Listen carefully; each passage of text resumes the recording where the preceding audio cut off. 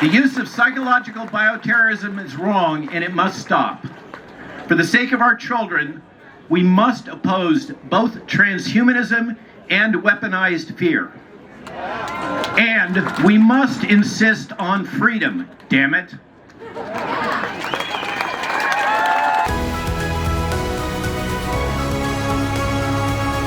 What a great event. You know, last night when we went to the pre-convoy meeting and there was only about 100 people there, I thought, oh boy, I hope this is going to be a bigger event. Well, was it ever? That was just the very first truckers who were coming over. But thousands of people, I didn't do a precise count, but I would say that it was well over 1,000 people. What impressed me was how many countries were represented here, from Portugal to France to Switzerland to Germany to the Netherlands to the United Kingdom to all sorts of places. There were political candidates coming here. Joining me now is a candidate for the European Parliament from Portugal. Joanna, how are you? I'm fine, thank you. Thank you so much. What brings you to this event today? Peace and freedom, as always. Portugal was an extremely case of punishment during COVID. It was like a lab rat. We had all the kinds of lockdowns and extreme measures, radical measures in politics that really punished hard the Portuguese people. Children lost years of learning. Elderly died alone of solitude and loneliness in their nursing homes or alone at their homes. So it was like a journey of sadness and crime, and health is definitely the most precious value. It's a true treasure that we have to defend, and certainly it won't be with the World Health Organization with who that will accomplish that human rights. The WHO, it's nowadays a conflict of interests. The only interest that it has is to sell products and not protect our health. The speakers were incredible. I mean, first of all, I've never seen such a, the Swiss, they're famous for their watches, for being precise timekeepers. You saw a little bit of that in action today. I've been to public rallies where politicians just talk and talk and talk. Here they kept them on a very strict timeline because there were so many. They had like an exact 3 minutes or something, and they kept on time to the minute. At the turning of the tide, in these times, in these hours, we have to decide if we and our children will live a free life or they're going to be slaves of the globalist system. But I know from deepest of my heart that we will win and the globalist agenda will fail. And we will move together into the future with love, unity, and freedom. And in the olden days, there were 3 Hebrew boys, Shadrach, Meshach, and Abednego, and they were told to bow to the idol. Their idol was called who? Today, we have the same idol, WHO. They were told to bow to the idol or they would face the furnace. And they said, Your Majesty. They were so polite. Your Majesty, we do not have to answer to you, WHO. We do not have to answer to you, United Nations. But let it be known, even if we die, even if we face the furnace, we will not bow. And so...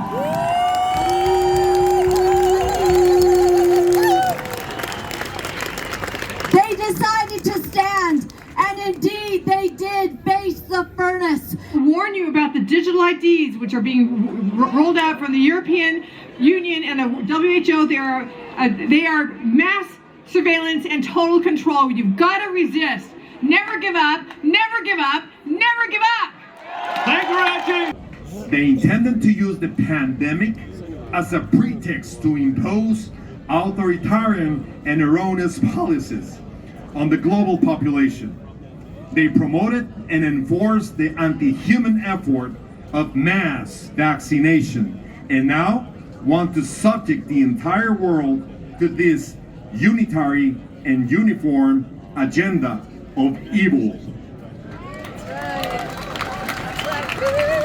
I like the fact that a lot of Americans were here.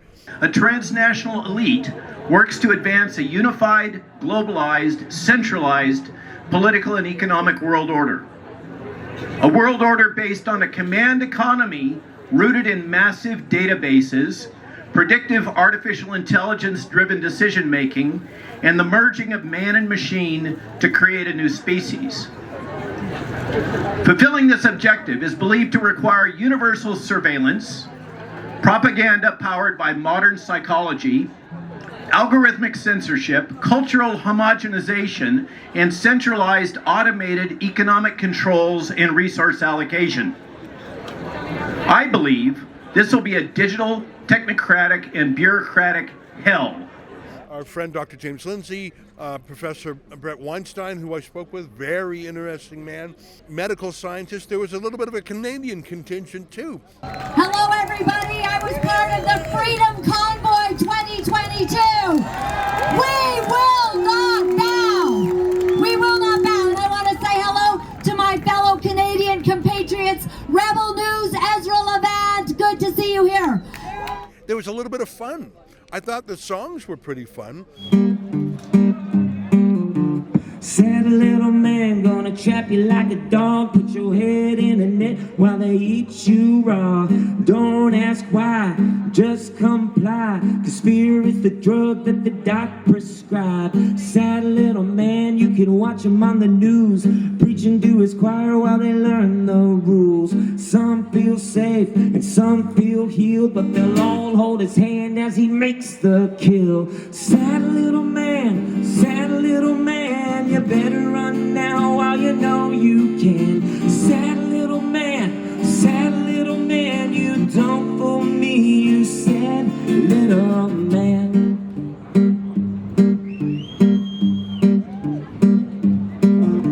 Sad little man, and he wants your kids. Some might live while the rest get sick, so put them to the test. Listen for the yell, when the truth comes out, he's gonna burn in hell. Sad little man, you better run now while you know you can. Sad little man, you don't fool me, you sad little man. Hey, hey! You can't fool me, you sad little man. All right, I'll see you in a little bit. I like the signs, I like the chanting, and I like the fact that I saw with my own eyes that no, not all of Europe is a globalist left-wing place. And I mean, of course I knew that, but I also am filled these days with a little bit of hope. For example, in the Netherlands, where Geert Wilders and his Freedom Coalition finally formed the government. And I remember for years he was called a marginal figure, he was called beyond the pale, and now he's part of the new government. And I see across Europe a project to de-globalize, to get out of the European Union, to reconsider open borders immigration. So there's a little bit of hope. There's no doubt about it. This is not the dominant establishment mainstream position, no doubt about it. These are contrarians. Nicholas Ramoldi, we met in Davos, Switzerland on the street. Do you remember that? I remember. Thank you for being there. Well, it was a delight to be there, and you were there too. You're a bit of a troublemaker, I think. Well, if you fight the globalist system, you have to take it by the horns every day, never rest. You know, you've got a certain style. You gave a speech today waving a cigar around. I like that. To all of you, to fight together for a world worth living. Thank you so much. Freedom, liberty! Tell me about your style, because it's obviously an important part of how you deliver your message. How do you want freedom to look and sound to people? as everybody wants for himself, because I think the fight we are doing here is that everybody can live as they want to. They can dress, they can hear the music, they can eat, they can smoke, whatever they want to. That's freedom all about. You're fighting for this serenity, and this serenity is taken away by the globalists, by the WHO, by the UN, by the EU, and all the others. So we have to fight them all, and we have to destroy them. There's a lot of independent journalists here, but not a lot of mainstream media. So I was delighted to see NTD TV here doing lots of interviews. So Leticia Rodriguez is in the middle. She's expecting another guest to come. So I thought I would very quickly say hello. Leticia, great to meet you. Why is NTD TV here? Great to meet you.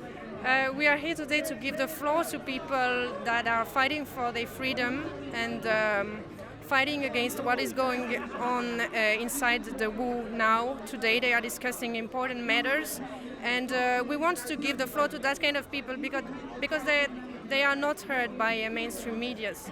Usually those people are criticized in the medias, and they don't have an opportunity to tell what they think. Some are also experts, and they have been criticized for years, or maybe for the last years, because of the pandemic and that kind of stuff. And we want to give them the floor. NTD was founded in 1999 by people who were fleeing away from China. They were persecuted, they were suffering a lot because, as you know, maybe the Chinese Communist Party is persecuting them, and they know what it is not to be free to say what they think and what they are going through. So that is the reason why NTD TV want to give the floor to everybody, everyone, not just the mainstream voice, but also the voices of those not being heard. There's a lot of interesting people here. Most are from Europe, but there's a good American contingent, which is important because how America goes, the world goes. Steve Kirsch has about 1 million followers on Substack. Steve, you're a bit of a troublemaker? I am. I'm considered by a lot of people to be one of the world's top misinformation super spreaders. Yeah, that phrase, misinformation super spreader. You know, 5 years ago, people would say, what do those words even mean? When I hear misinformation in 2024, I think, oh, so you're saying something that the government doesn't approve of. How are you using that term, misinformation? Yeah, well, that's right. It's government. It's speech that the government basically doesn't want to hear. So are you largely on the health issue or other issues too? Yeah, I've written over 1,500 articles about the COVID vaccines. Well, some of the things that were called misinformation 4 years ago are now grudgingly admitted by the same establishment. That's right. The difference between misinformation and truth is about 6 months. But the problem is the punishment for misinformation is meted out immediately, and there's really no court of appeal. We were demonetized on YouTube because we said things that, of course, have ultimately been proven true. Of course. Yes, truth, you will be punished for truth. Is Substack a pretty good free speech platform? It is. It is. You can say anything you want and it doesn't get censored. But I saw a level of sophistication and organization today that I had not seen before. I mean, even the stage and the sound system and the planning and the VIP room and the security badges, even that operation, which is sort of behind the scenes, was obviously impressive. So I'm really glad I came out here. One thing I also learned was that although the global pandemic treaty is not signed, sealed, and delivered, they are not done. And they will not stop working until they're done. Listen, this is part of the United Nations. They think very long term. When you hear 2030 agenda and you say, forget about it, that's so far in the future. Not to these folks. These folks have been operating first as the UN and before it as the League of Nations for literally a century. They'll outweight you. They'll outweight, say, Donald Trump presidency. That's the deep state crystallized and distilled. And we're glad here. We're glad to be here to report back to Canada and all our English-speaking viewers around the world what was really going on. I guess my message to you is this. The World Health Organization pandemic treaty is not dead. It's just postponed. But there are allies around the world who are very awake to it. In fact, I put it to you, more awake than we are back home in Canada. Rebel News was front and center of the fight back during the pandemic, during the lockdowns. We were the reporters of record for the trucker convoy, and then we became the lawyers of record, crowdfunding through the Democracy Fund the defense of fully 3,000 people, including Tamara Leach, Arthur Pavlovsky, the Coots protesters. There's so many things Rebel News did when the crisis was intense. Now the crisis is not intense. Most people have gone back to work, gone back to their normal lives. But the bureaucrats continue to beaver away. They love the lockdowns and they want to permanentize them. They want to give themselves the rights to flip a switch and invoke all of those lockdown measures that they so enjoyed the first time around. And I promise you, Rebel News will not stop covering this issue. Even if other people have grown somewhat tired of it, it is our duty to stay on guard, to be the sentries for your freedom. If you want to continue following our coverage on the subject, if you want to sign our petition on this subject, or even if you want to cover the economy class airfare for myself and our video boss, Efraim Monsanto. We flew all the way here from North America. We flew economy class, but even between us, the plane tickets and the hotel will be about $2,500. You can help us out at nopandemictreaty.com. One last thing, it was really fun to see the love for Rebel News even here in Geneva. I've never been to Geneva before. Yes, we've been to Davos. A lot of people brought up my scrum with Avi Yamini of Albert Bourla. A lot of people saw even my scrum with Greta Thunberg. So people here in Switzerland, and of course there were a lot of Europeans from out of country, they follow Rebel News, which I would not have really thought they would because of the language barrier. Of course, a lot of these folks speak English. So that's my report. I've been out in the sun all day and on my feet all day, but I've enjoyed every moment of it. It's felt like we've got some great interviews, and again, that'll all be at nopandemictreaty.com. Thank you for your support. Of course, we can't do this without you. It's a wonderful feeling to be on the side of the freedom fighters, shaking our fists at the United Nations behind the gate. For Rebel News, I'm Ezra Levant.